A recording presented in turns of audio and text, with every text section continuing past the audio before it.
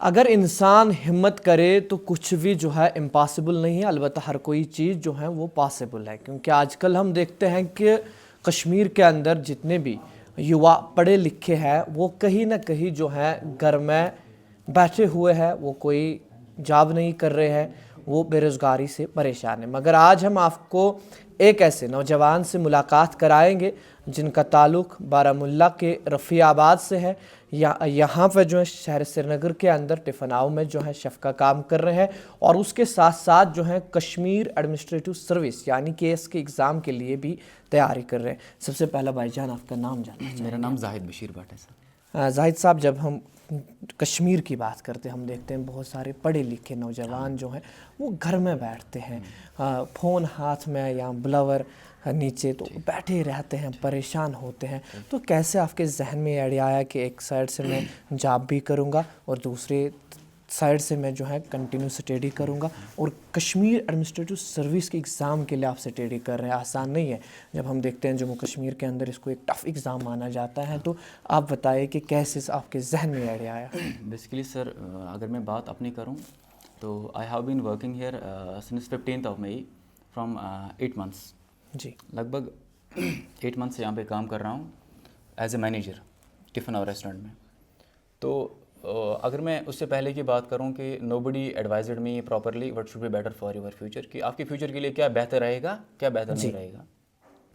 तो जब मैंने यहाँ पे काम स्टार्ट किया तो उसके बाद मेरा एक फ्रेंड मिला मुझे, लगभग बिफोर 2 months की बात हो रही है। तो मेरा फ्रेंड एक मिला, नाम Ubaid Bashir from Kupwara. He said me कि बोला कि आप क्या कर रहे हो यहाँ पे, आपका जॉब डिज़ाइन क्या है। आई सेड कि आई एम योर मैनेजर टिफिनर। बोला कि किसी एग्ज़ाम के लिए पढ़ रहे हो क्या, नहीं पढ़ रहे हो? मैंने बोला नहीं, फ़िलहाल तो नहीं पढ़ रहा हूँ।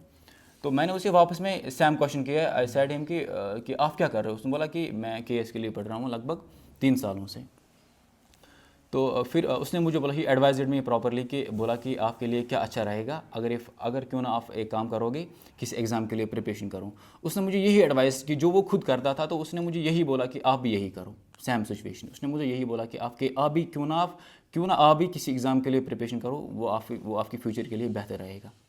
जब हम केएस की बात करते हैं तो जो मटेरियल आपको स्टडीज़ के लिए लगता है तो वो आप कहाँ से लाते हैं और उसके साथ साथ आप यहाँ पे जॉब करते हैं, तो कैसे आप बैलेंस टाइम को करते हैं? क्योंकि आपको जॉब का भी ध्यान रखना है और ऊपर से जो आपने ख्वाब देखा है उसका तामीर निकलना चाहिए। तो कैसे आप बैलेंस करते हो टाइम को, एक अपने जॉब को टाइम देना और दूसरी तरफ से अपनी स्टडीज़ को टाइम देना, तो कैसे आप इसको बैलेंस करते हैं? बेसिकली सर, हमारे यहाँ पे वर्किंग आवर्स है लगभग 12 आवर्स वर्किंग आवर्स है।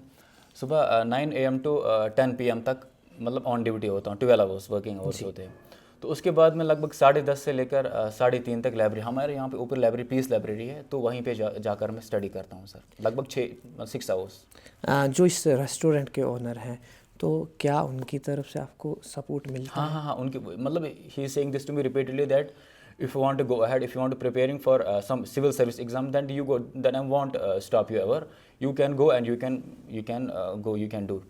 उन पढ़े लिखे नौजवानों को क्या बताओगे जो घर में बैठे हैं, परेशान हैं? कोई खास पैगाम उनके लिए? बस उनके लिए तो यही पैगाम रहेगा कि घर में बैठने की ज़रूरत नहीं है।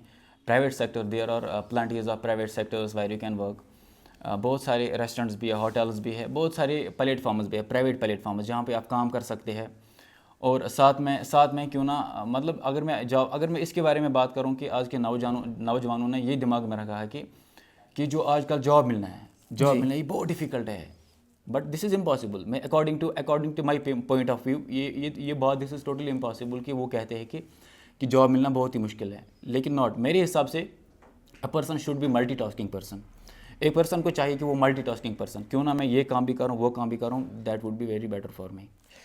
अगर आप में जो है उम्मीदें बुलंद हो तो मंजिल जो है वो खुद मिलती हैं। जैसे यहाँ पे हमारे साथ ये नौजवान बात कर रहे थे, इनका मानना है कि कोई भी चीज़ जो है दुनिया के अंदर इम्पॉसिबल नहीं है, अलबत्ता हर कोई चीज़ पॉसिबल है अगर आप मेहनत करोगे।